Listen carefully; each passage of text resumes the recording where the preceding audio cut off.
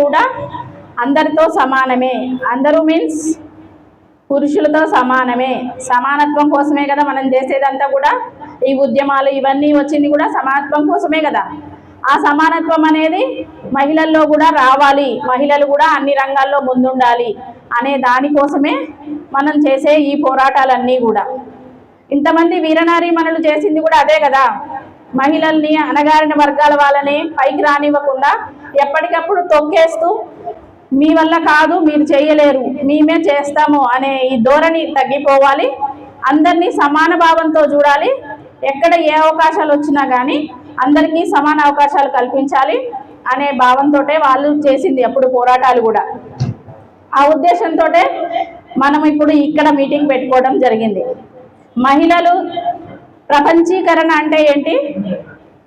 ప్రపంచీకరణ అంటే ఇప్పుడు మహిళల కోసం ఎలాంటి స్కీమ్స్ వచ్చాయి, ఏ విధంగా వాళ్ళు డెవలప్ అవ్వచ్చు, ప్రతి విషయంలో కూడా మహిళ ఎలా ముందుకెళ్ళాలి, ఏ విధంగా అచీవ్ అవ్వాలి, ప్రతి విషయంలో కూడా ఏ విధంగా అచీవ్ అవ్వాలి, ప్రతిదీ తెలిసి ఉండాలి అనేది. అంటే ఇప్పుడు ప్రపంచ జ్ఞానం ఇప్పుడు చాలా సైన్స్ అండ్ టెక్నాలజీ చాలా డెవలప్ అయింది. ఆ డెవలప్ అయిన టెక్నాలజీ అంతా కూడా అందరికీ తెలిసి ఉండాలి. ప్రపంచీకరణ అంటే మన ఈ ప్రపంచం ఎలా మారుతుంది, ఆ టర్నింగ్స్ ఏంటి, దాన్ని ఎలా మనం అచీవ్ అవ్వాలి, దానికి కావాల్సిన సదుపాయాలు ఏంటి అనేది మనం ఇక్కడ చర్చించుకోవాల్సిన విషయం. అందులో ఆ ప్రపంచీకరణలో మనం ఎదుర్కొంటున్న సవాళ్ళు ఏంటి, ఆ సవాళ్ళను ఎదుర్కొంటూ మనకి వచ్చే సమస్యల్ని పరిష్కరించుకుంటూ ఎలా ముందుకెళ్ళాలి అనే దానికోసం ఇక్కడ ఈ సమావేశాన్ని ఏర్పాటు చేసుకున్నాం. అయితే ఎక్కడైనా సరే ఫస్ట్ ఆఫ్ ఆల్ మహిళలు అంటే ఒక చిన్న చూపు ఉన్న భావంతో అవకాశాలు అనేవి ఖచ్చితంగా ఇస్తున్నారా? ప్రతి చోట కూడా ఎంతో కొంత ఎవరో ఒక, అంటే ఇప్పుడు దాదాపు మారిపోయింది అంత జనరేషన్ వల్ల, కానీ ఏదో ఒక చోట మాత్రం ఒక మహిళ ఇబ్బంది పడుతూనే ఉంది, 10 మందిలో ఒక మహిళ ఇబ్బంది పడుతూనే ఉంది. అంటే సమాన వేతనం రాకను, అక్కడ పని చేసే చోట ఎవరో ఒకళ్ళ వేధింపుల వల్లనో, ఏదో ఒక అబ్యూజ్, సెక్షువల్ అబ్యూజా ఐదర్ తర్వాత వాళ్ళతో పాటు పనిచేసే కొలీగ్స్ వల్ల తను ఇబ్బంది పడుతుందా, ఏ విధంగా అంటే తను చేసిన పనికి సరైన వేతనం ఇవ్వకనా, నువ్వు లేడీవి కదా, నువ్వు ఇంత పని చేయలేవు, నీకు ఇది సరిపోతుంది అని సరిపెట్టి పంపించే ధోరణి వలన, ఇంకా ఏ విధంగానైనా నువ్వు ఈ పని చేయలేవు, నువ్వు అమ్మాయివి కదా, ఈ టైంలో బయటికి ఎందుకు వచ్చావు, ఇలాంటివి రాకూడదు కదా, నువ్వు ఇట్లా వచ్చావు కాబట్టే ఇది జరిగింది, నువ్వెందుకు వచ్చావు ఈ టైంలో అని క్వశ్చన్ చేసే కొన్ని సమస్య. అంటే మీరు ఏదైనా చేసేస్తారా అంటే మా వీలైనంత వరకు మేము చేయడం కోసమే, మా ప్రయత్నంగా మేము చేయడానికే ఉన్నాం. ఇది జిల్లా కలెక్టర్ గారి ఆధ్వర్యంలో డిస్ట్రిక్ట్ వెల్ఫేర్ ఆఫీసర్ సమక్షంలో ఇది నడుస్తూ ఉంటుంది. ఇది వచ్చేసి గవర్నమెంట్ హాస్పిటల్ లోపల సఖీ వన్ స్టాప్ సెంటర్ అనే ఆఫీస్లో ఎప్పుడు 24/7 ఏ టైంలో అయినా మీరు అక్కడికి రావచ్చు. ఎవరికి ఏ ఇబ్బంది ఉన్నా ఆడవాళ్ళకి సంబంధించి మాత్రమే, ఆడవాళ్ళకి మాత్రమే మేము పనిచేస్తున్నాము. ఆడవాళ్ళకి ఏ ఇబ్బంది ఉంది అన్నా కానీ మా సఖీని మీరు కన్సల్ట్ అవ్వచ్చు. సఖీకి వచ్చి మీ బాధ ఏంటో చెప్పుకొని ఒక్క పిటిషన్ ఇస్తే మీకు ఎలాంటి సర్వీస్ అవసరం అవుతుందో అది మేము ప్రొవైడ్ చేయడం కోసమే మేము పనిచేస్తున్నాము. ఆ సర్వీసెస్ ఏంటి అంటే, ఒకటి మీకు తాత్కాలిక వసతి సౌకర్యం. అంటే అమ్మా ఎవరైనా ఇబ్బందిలో ఉంటే నైట్ పగలో ఏ టైంలో అయినా 1 గంట అంటే అర్ధరాత్రి 1 గంట 2 గంటలప్పుడు కూడా మేము వెళ్ళి రెస్క్యూ చేసి తీసుకొచ్చిన కేసెస్ ఉన్నాయి. కాబట్టి 24/7 ఎప్పుడు పనిచేస్తుంటుంది. 13 మెంబర్స్ స్టాఫ్తో ఉంటుంది. ఈ స్టాఫ్లో నేను సఖీ అడ్మిన్గా పనిచేస్తున్నాను, ఆఫీస్ మొత్తం చూసుకుంటాను. మేడం వచ్చేసి అరుణ గారు సైకోసోషల్ కౌన్సిలింగ్ చేస్తారు. అలా కౌన్సిలర్స్ 2 ఉన్నారు. తర్వాత లీగల్ కౌన్సిలర్, లీగల్గా అంటే అడ్వకేట్స్ 2 ఉన్నారు. తర్వాత కేస్ వర్కర్స్ ఎవరైతే వచ్చి కేసు మీ సంబంధించిన ప్రాబ్లం ఏదైతే ఉందో అది చెప్తుంటారు కదా, అదంతా చెప్పిన దాన్ని ఓపిక్గా విని ఒక పిటిషన్ రూపంలో రాయించి తీసుకుంటారనమాట. కేస్ వర్కర్ అంటారు వాళ్ళని. వాళ్ళు 2 ఉన్నారు.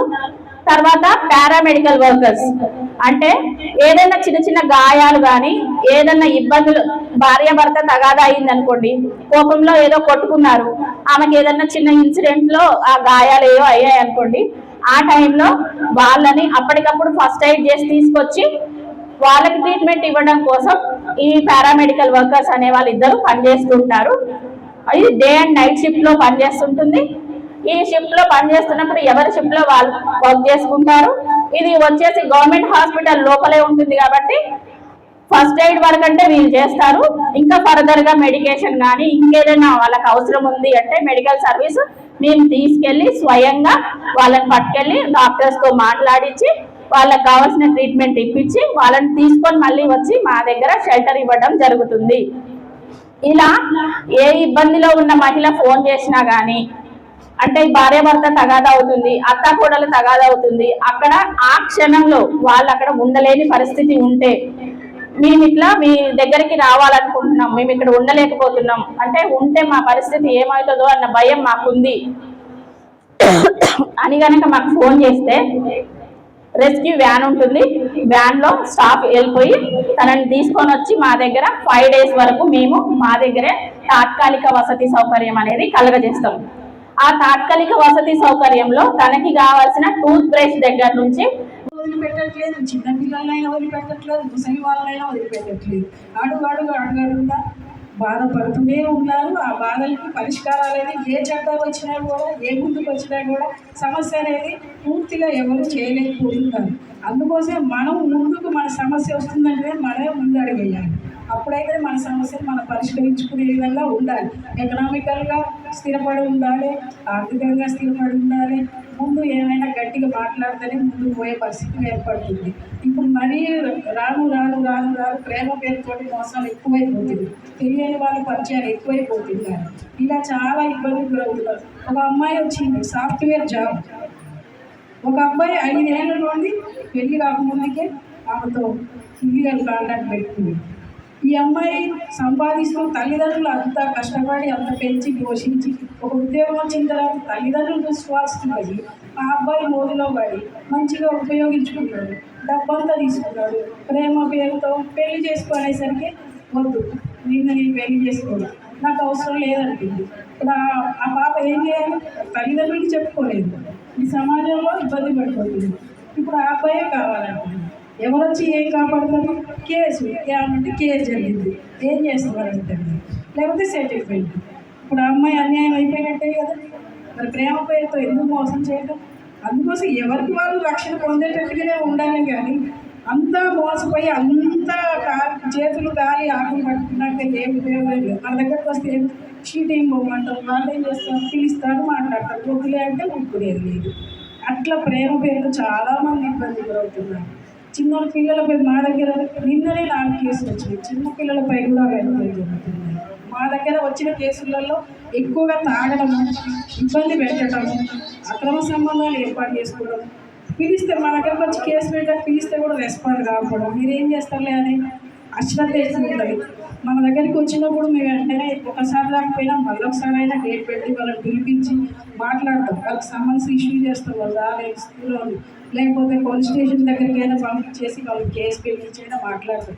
అట్లా కాదు అని అంటే లీగల్గా ప్రొసీడ్ చేసి మెయింటెనెన్స్ కోసమైనా వాళ్ళు ఉండడానికి రెసిడెన్షియల్ ఆర్డర్స్ అయినా కానీ ఆ పిల్లలకి ఏదైనా హాస్టల్స్ సౌకర్యాలు ఏర్పాటు చేయడం, మన సఖీ కేంద్రం ప్రతి వచ్చినా కూడా మా వంతుగా మేము చేయవలసిన కార్యక్రమాలన్నీ వాళ్ళకి సహాయం అందించే విధంగా చేస్తూ ఉంటాం. ఇక మా చేత కాకపోయినట్టు ఏదైనా కోర్టుకి ప్రొసీడ్ చేస్తారు. స్టేషన్ పోతే తను ఏం కోరుకుంటుంది, మహిళ ఏం కావాలి అనేది తను కోరుకునే విధంగా మనం చేయాలి.